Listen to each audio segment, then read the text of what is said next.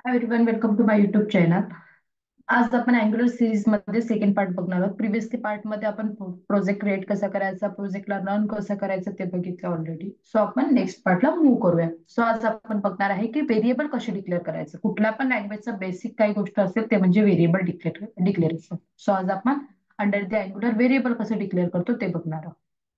आता मी तुम्हाला काल सांगितलं होतं की आपल्याला कुठलं पण अँग्युलर मध्ये कुठे पण लिहायचं असेल ना, सो आपण फक्त अंडर द एसआरसी मध्येच लिहितो. अंडर द एसआरसी मध्येच आपल्याला टच करावं लागतं, बाकी कुठल्याही फायला टच करायची गरजच नाही. ठीक आहे. So under the SRC app component me under the app एक नवीन फोल्डर क्रिएट करते कंपोनेंट. फोल्डर याच्यासाठी क्रिएट करते, सपोज कन्सिडर करा आपण मल्टिपल टॉपिक शिकणार आहोत. सो आपण सगळे टॉपिक यामध्ये कव्हर व्हायला पाहिजे म्हणून. ठीक आहे. डबल फोल्डर आहे, मी पहिल्याला डिलीट करून देते. एकच फोल्डर ठेवते. अंडर द कंपोनेंट मी एक नवीन कंपोनेंट क्रिएट करते. आता कंपोनेंट कसं क्रिएट करायचं, राईट क्लिक करायचं कंपोनेंट प्लस आणि इथे open in integrated terminal. So बघा या पाथवर टर्मिनल ओपन झालं. तर कंपोनेंट क्रिएट करूया. NG generate, generate G stand for generate, C stand for component आणि कंपोनंटचं नाव. सपोज माझं कंपोनंटचं नाव देते मी डेटा बाइंडिंग. हे झालं माझं कंपोनंटचं नाव. यांची generate component data binding.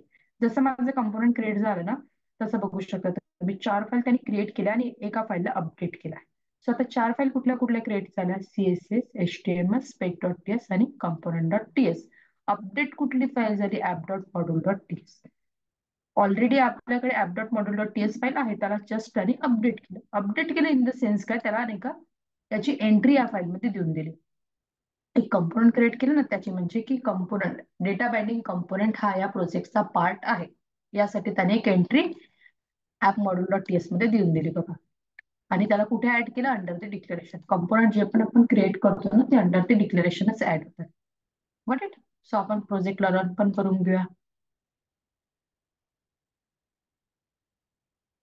New terminal. आता माझे कुठेपर्यंत आहे, फोल्डरचा पाथ अँग्युलर टॉपिक्स पर्यंत. आपल्याला इथे हवाय, आपल्याला अंडर दी डेमो हवाय. तुम्ही सीटी डेमो NGS आपण आता प्रोजेक्ट रन होऊन जाईल. टिल नाव आपण डेटा बाइंडिंग मध्ये मूव्ह करूया.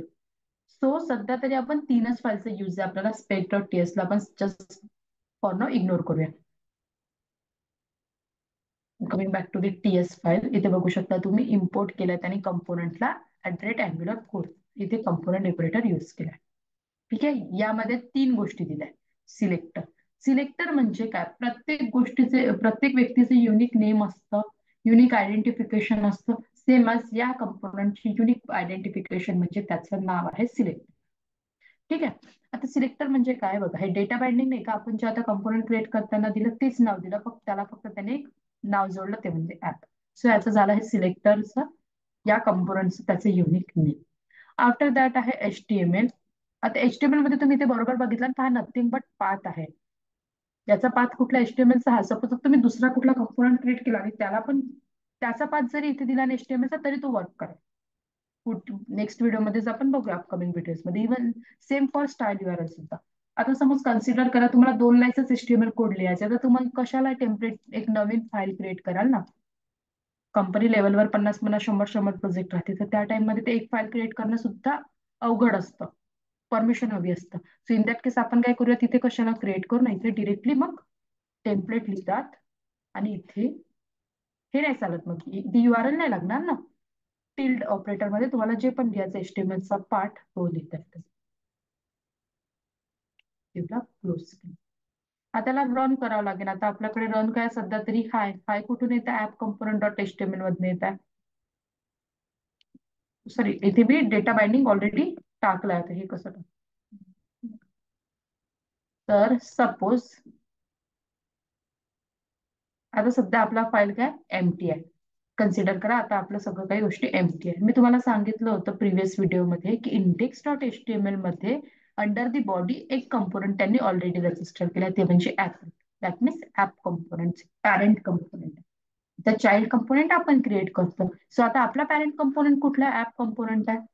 So under the app component आपल्याला जो पण कंपोनंट क्रिएट करायचा आहे ना, तो इथे लिहा. सध्या काय आपण डेटा बाइंडिंगचा टाकतोय. राउटिंग शिकल्यानंतर या पण पार्टची गरज नाही, पण राउटिंग होतपर्यंत आपल्याला हे लागणार आहे. तुम्ही सिलेक्टरचं नाव इथे जस्ट एंटर केलं, तुम्ही हाय आला. आता हाय कुठून आला माझा, डेटा बाइंडिंग कंपोनेंट मध्ये जे मी टेम्पलेट मध्येच लिहून ठेवलं.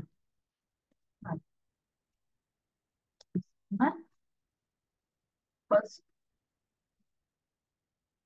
असं सुद्धा लिहिलं ना, आणि माझा हाच करेक्ट. सो तुम्ही असं सुद्धा लिहू शकता. अदरवाईज आपल्याकडे टेम्पलेट युआरएल पण आहे. टेम्पलेट युआरएलला काय द्यावं लागतं, मला पाथ द्यावं लागतं. काय पाथ हे चालणारच नाही ना, बिकॉज त्याला काय पाहिजे आता, पाथ पाहिजे, प्रॉपर पाथ. त्याला पाथ देऊन देऊया. Data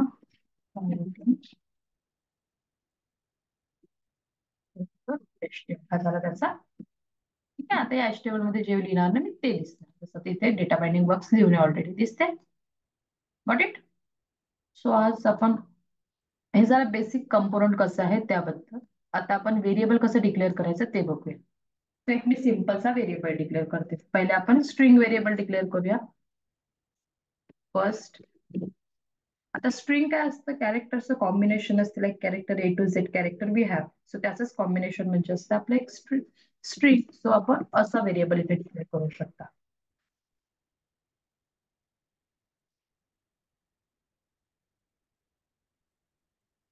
correct. हा झाला माझा एक वे. फर्स्ट आहे. मग त्याला त्याचा डेटा टाईप सांगितला की याचा डेटा टाईप आहे स्ट्रिंग. आता सपोज इथे स्ट्रिंग आहे आणि मी इथे सपोज कन्सिडर करा नंबर लिहिला, हा अलाउ करेल का आपल्याला? नाही, कारण मी याला डेटा टाईप दिलाय ना. Number is not assignable to type string. Data type याचा स्ट्रिंग आहे आणि मी इथे नंबर लिहिला तर तो अलाउच नाही करते. असं फर्स्ट वे आपण अशा प्रकारे व्हेरिएबल डिक्लेअर करू शकता. किंवा याला इथे डिरेक्टली तुम्ही असं पण लिहू शकता. नाव सध्या मिळायचं आहे आपल्याला, फक्त मी इथे डिक्लेअर पण करून दिलं, पण इथे मला नाव माहितच नाही, सो मी त्याला फक्त डिक्लेअर केलं. बट आता एरर काय म्हटलं की याला मी फक्त काय केलं, व्हेरिएबलला डिक्लेअर केल्याला व्हॅल्यू काही दिली नाही. त्यामुळे स्वतः इथे कन्स्ट्रक्टर लिहायचं आणि अंडर दी कन्स्ट्रक्टर आपल्याला जे पण व्हॅल्यू द्यायची आहे याला ते देऊ शकतो. सो अँग्युलर मध्ये काय असते की कुठला पण व्हेरिएबल आपण एक्सेस करतोय ना, सो बाय युझिंग दिस ने करायला. कुठला पण व्हेरिएबल HTML मध्ये नाही बट TS मध्ये म्हणजे टाइपस्क्रिप्ट मध्ये कुठला पण व्हेरिएबल आपण युज करतो आहे. कन्स्ट्रक्टरच्या वरती आपण व्हेरिएबल डिक्लेअर केला आणि तो व्हेरिएबल युज करतोय. So by using this dot J पण व्हेरिएबल नाव आहे आपलं तो. माझं नाव आता मिडल नेमला मी नेम देऊन देते. Got it. हा एक सेकंड वे. अदरवाईज थर्ड वे पण आहे आपल्याकडे की सिम्पल व्हेरिएबल असं पण देऊ शकते. सो मी याला काय केलं, याचा डेटा टाईप सांगितलंच नाही. मला मी फॉर्मॅट सिलेक्शन करते. फॉर्मॅट सिलेक्शन नेहमी करत चला, कोड प्रॉपरली दिसतो. मी याला काय केलं, याचा डेटा टाईप सांगितलंच नाही, तर मी आता इथे कुठला पण नेईल ना तरी तो घेणार, कारण मी त्याला डेटा टाईप दिला का, डेटा टाईपच नाही दिला, विदाउट डेटा टाईप दिलं. ठीक. But as a good practice always data type देत चालायचं. हा, अशी एखादी सिच्युएशन येतं की आपल्याला माहितच नाही ना त्याचा डेटा टाईप काय आहे, सो त्या केसमध्ये आपलं हे वर्क करतं. ठीक आहे. से झाले आपले 3.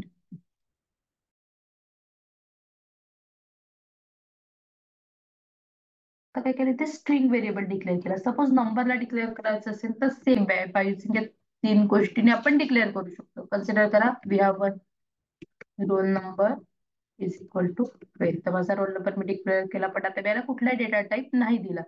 सपोज रोल कोलन नंबर, तर मी याला काय केलं, डेटा टाईप देऊन दिला आणि जे पण व्हॅल्यू द्यायची असेल ती दिली. हे 2 वे झाले. किंवा एक थर्ड वे कुठला आहे की इथेच डिक्लेअर करून आपण त्याला इनिशियलाइज पण करू शकतो. सपोज आता मी त्याला डिक्लेअर पण केलं आणि व्हॅल्यू पण इनिशियलाइज केली. Otherwise rows is equal to sorry colon number, मी ते फक्त त्याला त्याचा डेटा टाईप सांगितलं. व्हॅल्यू इनिशियलाइज केली का त्याची, नाही तर मी इथे पण करू शकते.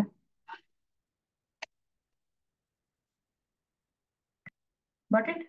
हे माझे रोल नंबर म्हणजे नंबरला सुद्धा आपण 3 वेने डिक्लेअर करू शकतो. हे जरा म्हणतात string. After that, description for number. Then we have boolean data type date. Date कसे दाखवतो आपण कुठल्या पर्यायची, करंट डेट मला शोकेस करायची असते. So is equal to new date.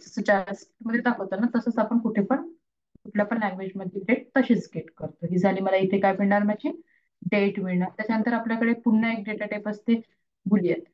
Boolean म्हणजे काय? बुलियन म्हणजे एक तर ट्रू किंवा फॉल्स. आता बुलियन व्हेरिएबल जेव्हा पण आपण डिक्लेअर करतो तर नॉर्मली इज पासून स्टार्ट करतो. इझी टू आयडेंटिफाय होतो आपल्याला, that's why. So is Indian, एक तर तो इंडियन असणार, अदरवाईज नसणार. करेक्ट ना? दोन्ही गोष्टी असू शकते का तो? नाही. करेक्ट, असं लिहू शकतो आपण. इज गर्ल, असं पण लिहू शकते मी डिरेक्टली. इज मदर, ती आई आहे का? एक तर असणार, अदरवाईज नसणार ना. त्याला मी इथे बुलियन पण लिहू शकते. ते इथे लिहिता येते मग. इथे मी काय करेन, डिरेक्टली दिस ते व्हेरिएबल एक्सेस करणार आणि इथे सांगणार आहे की नाही. करेक्ट. याला पण आपण दोन तीन वेनीस बघितले. हा झाला बुलियन. देन वी हॅव अरे. अरे कसं डिक्लेअर करतं? सपोज कन्सिडर करा नेम. नेम मध्ये दोन नेमचं कॉम्बिनेशन आहे म्हणून मी एन स्मॉल घेतला आणि एक असा कॅपिटल घेतला. ठीक आहे. आता मी इथे सांगू शकते याला की हा स्ट्रिंगचा अरे आहे की नंबरचा अरे आहे की कसला. सपोज मी कन्सिडर करा स्ट्रिंग घेतला, तर मला इथे एक काय म्हणतात अरेचा सिम्बॉल द्यावा लागते स्ट्रिंग नंतर. तर म्हणजे हा कन्सिडर करेन की येणारी जे पण गोष्टी देणार नाही अरे मध्ये. सपोज आता कन्सिडर करा मी 12 दिले, 12 स्ट्रिंग आहे का आपले? नाही.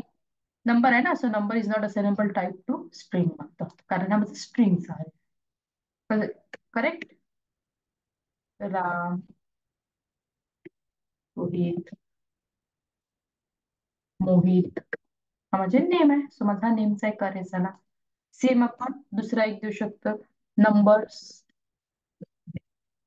आता नंबर्स अरे मी इथे डेटा टाईप दिले त्याचा नंबर, असं पण आपण डिक्लेअर करू शकतो. There are multiple veg.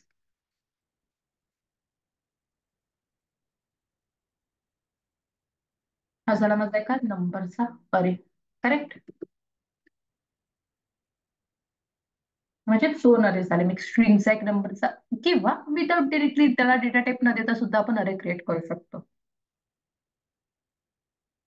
Consider करा नेम अरे.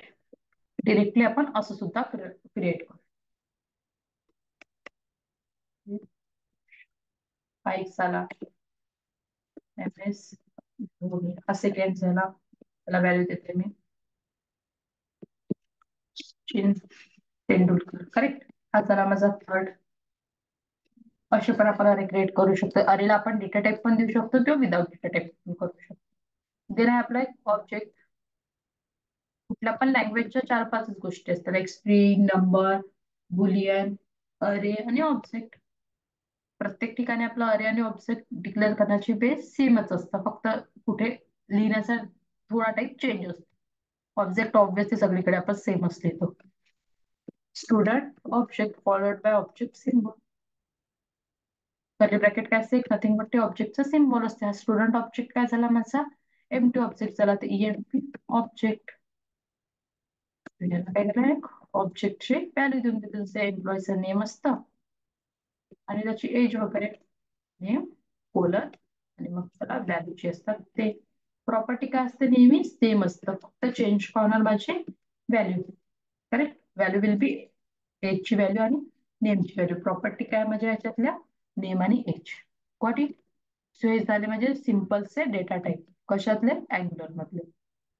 मी जावास्क्रिप्ट सिरीज मध्ये शिकवलं होतं. तर जावास्क्रिप्ट सिरीज मध्ये जर तुम्ही कम्पेअर केलं तर जावास्क्रिप्ट सिरीज मध्ये थोडे लिहिण्याचे वेज आहे ते डिफरंट आहे, अँग्युलरचे थोडे वेज डिफरंट आहे. बट ज्याला व्हेरिएबल माहित असेल, स्ट्रिंग कसं लिहितात, नंबर कसं लिहितात, लाईक अरे, अरे ऑफ ऑब्जेक्ट, ऑब्जेक्ट कसं लिहितात, सो इझी टू आयडेंटिफाय.